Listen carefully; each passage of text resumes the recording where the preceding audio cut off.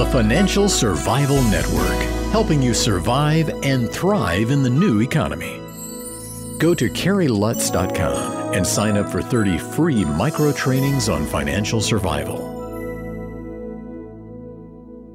This show is brought to you by Miles Franklin. They've been selling gold and silver for 22 years, and I'm a customer because when you buy, they ship. For more information, go to milesfranklin.com or call them at 800-822-8080.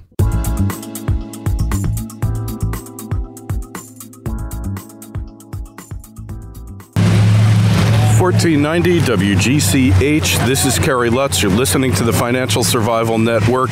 I am here on Sunday, April 22nd in Philadelphia, Pennsylvania, standing across the street from the Beast, the Federal Reserve Bank of Philadelphia. With me here is Jamie, a rabid Ron Paul supporter. It's pouring rain out here, but he came out.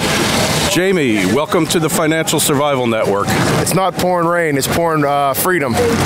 Pouring freedom. What's a little rain when we're talking about human freedom, right? Yeah, you got that right. So, you think Ron Paul's the answer? Let's hope so. His message is, it's the message of freedom and sound money. Sound money, which is the antithesis of the Federal Reserve Bank, the Beast. So, what are his prospects of prevailing? Just getting the message out to people. I mean, he's had a lot of support in the House and the Senate for his audit the Federal Reserve.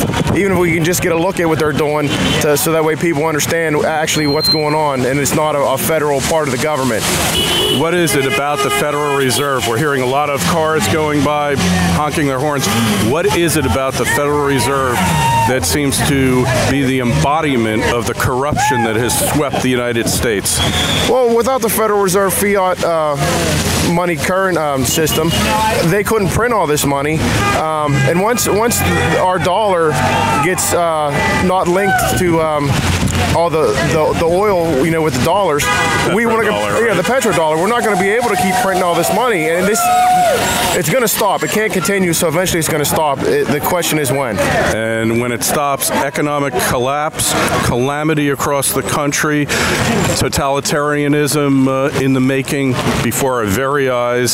So at some point, people who are aware of the potential tyranny, who are aware of the corruption of this institution, have got to make a stand, right? Well, that's right. It affects all citizens. They keep devouring the money, so they're taking money out of your bank account. Everything you have is worth less, so they're robbing you, and people don't understand that. If they could see in a dollar cents amount how much money they're losing because of the Federal Reserve, people would be in revolt. It's once they realize it's monopoly money, the game's over, right? Yep. I call them green stamps. You're probably a little too young to remember, but once upon a time at the supermarket and stores, they gave out green stamps. You collected 8 zillion of them. You went and you could get a Mr. Coffee maker. That's what our dollar, one time as good as gold, as sound as a dollar, it's about as sound as an empty coffee can now, right? Oh, no, yeah, no, right. Even Ron said, you hear him speak all the time, say, when the 1913, a dollar was worth $1, now it's worth roughly 2 cents because it's been so diluted and devalued. Yeah, with no end in sight. Jamie, thanks so much for being on the Financial Survival Network. To find out more about the debasement of the dollar, to get more information and more interviews from the End the Fed rally on April 22nd in Philadelphia, Freedom, Pennsylvania, go to financialsurvivalnetwork.com and we'll be there with you. Thanks, awesome, Jamie. man. Appreciate it. Thank you. Kerry Lutz, Financial Survival Network, back at End the Fed rally in Freedom, and that's in glaring neon quotes, Philadelphia, Pennsylvania. And with me now is Sean. He showed up on a rainy day because he obviously believes in something. Why are you here, Sean? Well, I believe in restoring our country to the Constitution the way it was founded. Like, our civil liberties are being stripped away, seems like year by year, day by day, and nobody's really doing anything about it. Well, they're too busy watching American Idol and worrying about wardrobe malfunctions, Nicki Minaj, right? Important things. But why do you feel that the Fed is such a corrupt institution? You know, central bank, if all we have to do is look at history. It's really that simple. And Congress has the authority to print our own money through the U.S. Treasury, and they're not using it. We have the authority to do it. They delegated it in 1913 to a conglomeration of foreign and domestic banks, and frankly, the United States has never been the same since. So what's the solution here, Sean? We'll return to a sound monetary policy, print our own money debt-free, and you know, it's real debt and it really needs repaid. Debt is slavery, you know, you can read it in the Bible. Sure, I got you. Yeah. And so we end the fiat monetary system. You can hear the crowd now. There's about 100 people lined up. So we end fiat currency. We go back to a metallic standard, which is what our founders wanted. I'm not. What happens to the too big to fail bank? They're going to go out of business, aren't they? Hey, they need to. If you make mistakes, you know, you're allowed to make huge successes because you take huge risks. You know, if you make big risks, you can fail just as easily. Yeah, there's something un-American about being too big to fail and too sick to save, and the rest of us are too small to save. The public be damned. I don't mind a paper currency as long as it's backed. Yeah, unfortunately, the problem with that is that they always lie, and it always starts out being backed, and then it goes unbacked throughout history. Hey, Sean, thanks so much for being on, and thanks for being out here. Thanks, I appreciate it. It's Kerry Lutz, back with you at the End the Fed rally. People are starting to show up, and with me here is Andy Starr. Andy, why are you here? We're here to try and promote ending the Federal Reserve, a private bank owned by member banks that is currently destroying the dollar, winds up promoting all the wars. It really is just an awful thing that we have in this country, a central bank. Okay, so obviously you've studied American history, you've studied world history, so you're older than a lot of the kids out here because they don't teach history anymore. That's right. What has history showed us about central banking? Well, central banking really is the way that governments fund themselves, either via taxes or printing money. Unfortunately, when you go ahead and you print money, you now have large government growth, and anytime government grows, you have reduction of liberties. The other thing is when you print money, you can now have endless wars. We are fighting endless wars, killing not only American troops, but innocent civilians. The central bank must end in order to end all of these wrongdoings. We're talking about the welfare warfare state. What about the welfare programs? Those are kind of morally repugnant and corrupt as well, aren't they? Oh, absolutely. Sure, you know, as a free country, everybody has a right and a responsibility. When we get into these welfare programs, people wind up losing responsibility, and unfortunately, everybody wants to get on these welfare programs. Not that they want to, but it just winds up being a whole new type of a way of life is what it comes down to. Because it's human nature to want to take the easy way out, to not have to work so hard, to lay back and watch American Idol, and to just consume the media slop and propaganda, which further reinforces the cycle. Anyways, if you want to find out more, financialsurvivalnetwork.com. I'm Kerry Lutz. We're at End the Fed rally in Freedom, big glaring neon quotes, Philadelphia, Pennsylvania. Woo. We just want to keep printing money. We just want to keep unjust wars going on. We just want to feed the Fed. We want to bleed this country dry and say, fuck you if you want to defend this country. Fuck you if you want to make the world a better place for your children. Fuck you, troops. We're going to keep the wars going. We're going to keep the Federal Reserve going. And this is why Ron Paul has more campaign contributions from active duty troops than all other candidates combined, because Ron Paul is the choice of the troops, because he's the only one that is truly looking out for us. With me is Vince, showed up in the rain. Vince, why are you here? I'm here for self-ownership, personal liberty, individual freedom. How old are you, Vince? I'm 23 years old.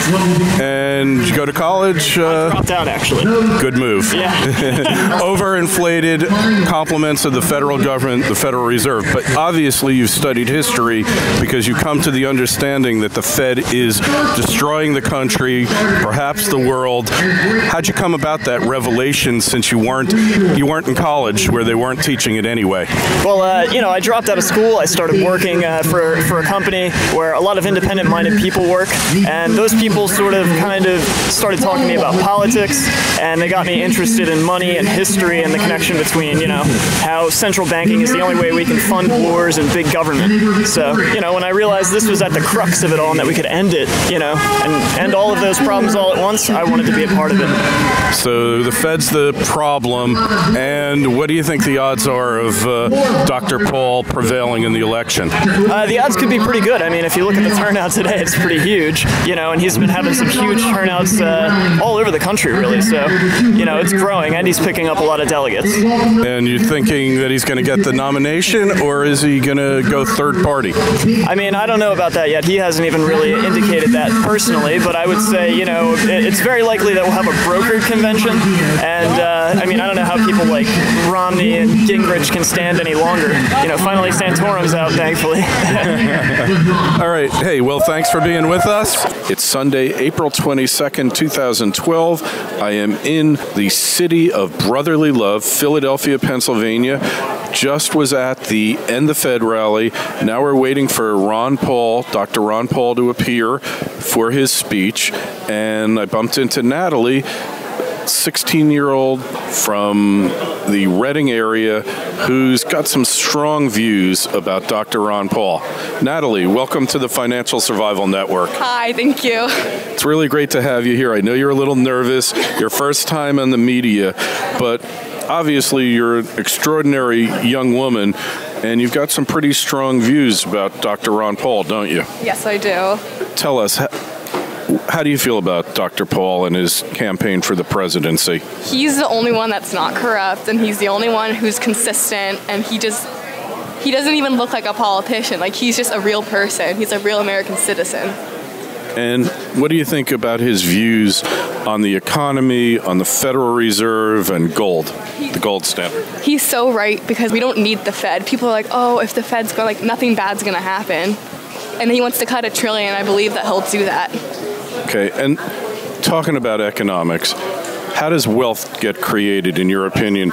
Does the government create it, or does the individual through risk-taking entrepreneurial productivity? What's your feeling about that? The individual does. The government doesn't know anything about anything. Just the individual, like, they can do it themselves. They don't need the government to help them. Because once you get the government involved, that's when things go corrupt. But let's talk about taxes. Obviously, the Federal Reserve, the IRS, keep the state, as the modern state, afloat. What's your feeling about taxation and the IRS? I don't think we should be taxed at all. There's no point to it. I don't think the government needs, not an income tax. We don't need to be taxed.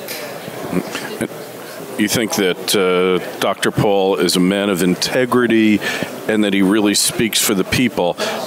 Do you think that he can get elected? He won't, because at this point, he has so many supporters, but at this point, he can't win. I wish he could, but hopefully his son will be elected in 16 years, honestly. But his message is getting out, obviously, and that's why you're here, right? Yep. All right, Natalie, hey, thanks so much for being on the Financial Survival Network, and talking with young people like you makes me personally optimistic for the future.